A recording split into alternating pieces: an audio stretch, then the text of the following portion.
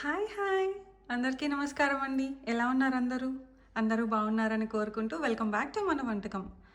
So మేముండే దగ్గర సంవత్సరానికి ఒక్కసారి ఇలా స్నో పడుతుందండి. అసలు ఈ ఇయర్ ఎక్కువ కూడా పడలేదు. కానీ పడిన రోజు వ్యూని ఎంజాయ్ చేస్తూ చూడాలి అనిపిస్తుంది. అండ్ అలాగే ఈ స్నోలో చల్లగా ఉన్నప్పుడు ఏదైనా వేడిగా తింటే బాగుంటుంది కదా. సో అందుకే ఎప్పుడు కారంగా కాకుండా ఈసారి వేడిగా స్వీట్ తిందామని చెప్పి సగ్గుబియ్యం పాయసం చేస్తున్నా అండి. అంటే చూసేద్దాం. సో నేనైతే ఈ గ్లాస్తో సగ్గుబియ్యం అరకన్నా కొంచెం ఎక్కువ తీసుకున్నా అండి. ఇదే ఎక్కువ అవుతుంది, ఒక రోజుకి సరిపోతుంది ఒక 2-3 మెంబర్స్కి. స్వీట్ ఎంత తింటామండి అందుకే. సో కొంచెమే చేస్తున్నా. సో కొంచెం ఎక్కువ, హాఫ్ కన్నా కూడా. అండ్ అదే గ్లాస్తో పెసరపప్పు ఉంది కదా, సో హాఫ్ గ్లాస్, దీనికన్నా కొంచెం సగ్గుబియ్యం ఎక్కువ ఉండేటట్టు చూసుకుంటున్నా. అండ్ అలాగే డ్రై ఫ్రూట్స్ ఏమీ వేయలేదండి, జస్ట్ జీడిపప్పు మాత్రమే. అండ్ కొన్ని కొబ్బరి తురుము ఉంటుంది కదా, ఇది డ్రైదండి. పచ్చిది వేస్తే ఇంకా చాలా బాగుంటుంది. సో నేనైతే డ్రై వేసుకుంటున్నా, మాకు ఇక్కడ అవైలబుల్ ఉండదు కాబట్టి. అండ్ అలాగే ఒక 2-3 ఇలాచీ అండి. సో ఇప్పుడైతే ఎలా చేయాలో చూసేద్దాం. ముందుగా అయితే స్టవ్ వెలిగించుకొని వాటర్ పెట్టేసుకుంటున్నా అండి. సో నేను ఇందాక మీకు చూపించాను కదా గ్లాసు, సో ఆ గ్లాస్తో ఒక 8 కప్స్ దాకా తీసుకున్నాను. ఎందుకంటే ఇది మరగంగా కొంచెం తక్కువ అవుతుంది. అండ్ అలాగే కొంచెం పల్చగా ఉంటే బాగుంటుంది. ఇది జస్ట్ గ్లాస్లో పోసుకొని కూడా తాగేసేయచ్చు. అందుకే కొంచెం వాటర్ ఎక్కువ ఉండేలా చూసుకుంటాను. అండ్ మీకు కావాలంటే కొంచెం తక్కువ వేసుకున్నా కొంచెం గట్టిగా అవుతుంది, సగ్గుబియ్యం వేస్తున్నా కాబట్టి. సో కొంచెం మీరు కూడా ఎక్కువ వేసుకునేటట్టు చూసుకోండి. అండ్ చేసేటప్పుడు కానీ వాటర్ సరిపోదని డౌట్ వస్తే మళ్ళీ కూడా యాడ్ చేసుకుంటాను నేను. సో ఇప్పుడైతే కొంచెం వాటర్ పెట్టేసుకున్నా. అండ్ ఇందాక పెసరపప్పు చూపించా కదా, దాన్ని వాష్ చేసుకొని వేసేసుకుందాం.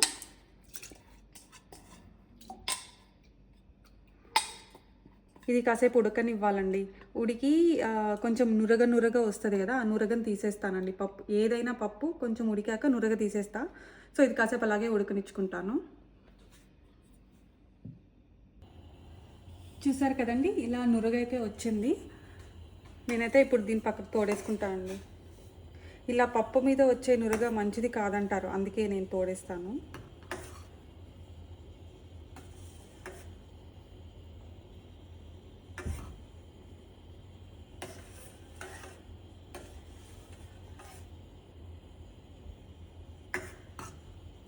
అండ్ ఇప్పుడు కాసేపు దీన్ని ఉడకనిస్తున్నా. అండ్ అలాగే ఈ టైంలోనే కొబ్బరి కూడా వేసేసుకోవచ్చండి, ఎందుకంటే బాగా ఉడుకుతుంది బాగా వాటర్లో. అండ్ ఇది ఆల్రెడీ డ్రై కాబట్టి కొంచెం టైం పడుతుంది కదా ఉడకడానికి. సో నేను వేసేసుకుంటున్నా. బాగా కాసేపు ఉడకనిస్తాం.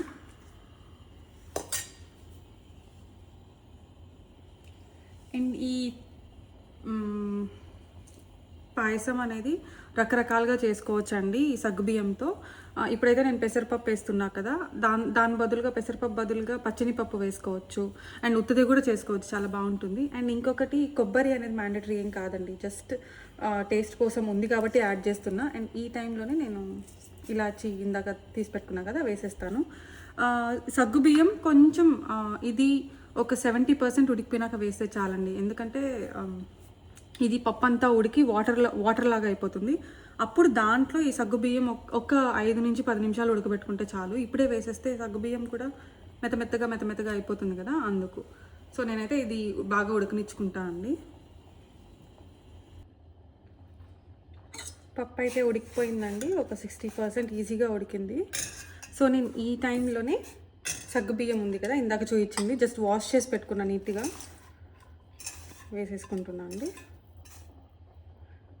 అండ్ నాకు కొంచెం వాటర్ తక్కువ అనిపిస్తుంది, సో మీ కన్సిస్టెన్సీని బట్టి మీరు అడ్జస్ట్ చేసుకోవచ్చు. ఈ టైంలో నేనైతే ఒక గ్లాస్ వాటర్ యాడ్ చేసుకుంటున్నా. ఇంకా కూడా పట్టచ్చు, ఎందుకంటే సగ్గుబియ్యం ఉడికేసరికి కొంచెం జిగట్గా అయ్యి కొంచెం థిక్ అవుతుంది. సో నేను కొంచెం యాడ్ చేసుకుంటున్నా వాటర్, జస్ట్ ఒక హాఫ్ గ్లాస్. అండ్ ఇది కన్సిస్టెన్సీ మీ కంప్లీట్లీ ఆప్షనల్ అండి, మీకు ఎట్లా నచ్చుతుందో అలా చేసుకోండి. నాకైతే కొంచెం వాటరీగా ఇష్టం కాబట్టి చేసుకుంటున్నా. సో దీన్ని ఇంకా బాగా ఉడకనివ్వడమే అండి. ఈ లోపల మనం స్వీట్కి నేనైతే బెల్లం వేస్తున్నా, అది రెడీ చేసుకుంటా.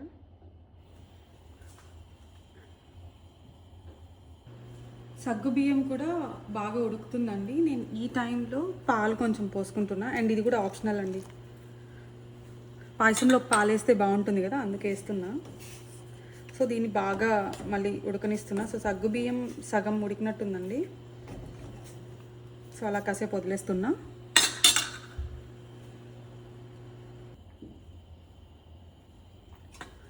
సగ్గుబియ్యం కూడా ఆల్మోస్ట్ ఉడికిపోయిందండి. కంప్లీట్గా ఉడకనీయకండి, బెల్లం వేస్తాం కదా అందుకు. సో సగ్గుబియ్యం కూడా ఆల్మోస్ట్ ఒక 70% ఉడికిపోయి ఉంటుంది. నేను ఈ టైంలో బెల్లం వేసుకుంటున్నా. అండ్ షుగర్ కూడా వేసుకోవచ్చు, బట్ నేను బెల్లం ప్రిఫర్ చేస్తాను అండి. మీకు ఎంత స్వీట్ కావాలో అంత వేసుకోవచ్చు. నేను ఇది కొంచెం ఓవెన్లో పెట్టుకున్నాను గట్టిగా ఉందని చెప్పి.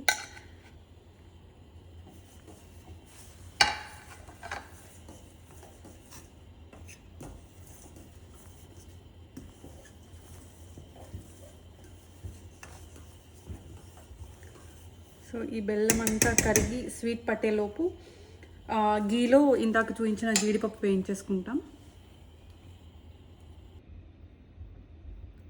పక్క పొయ్యి మీదకి మార్చుకున్నా అండి, జీడిపప్పు వేయించుకుందామని. నెయ్యి ఎంత వేసుకున్నా బాగానే ఉంటుందండి స్వీట్స్లోకి. సో కొంచెం ఎక్కువ వేస్తున్నా.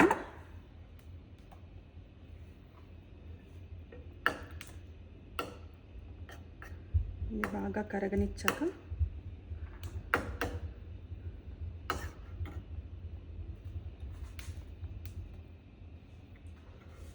జీడిపప్పు వేసేస్తున్నాం.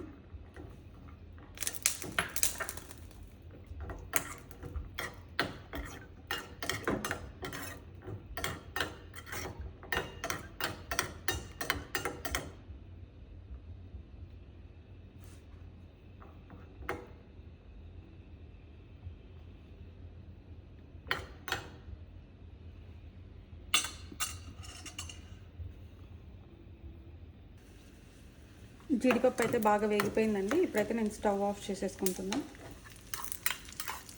చేసుకొని దీంట్లో మరుగుతుంది కదా, దీంట్లోకి వేసేస్తున్నా.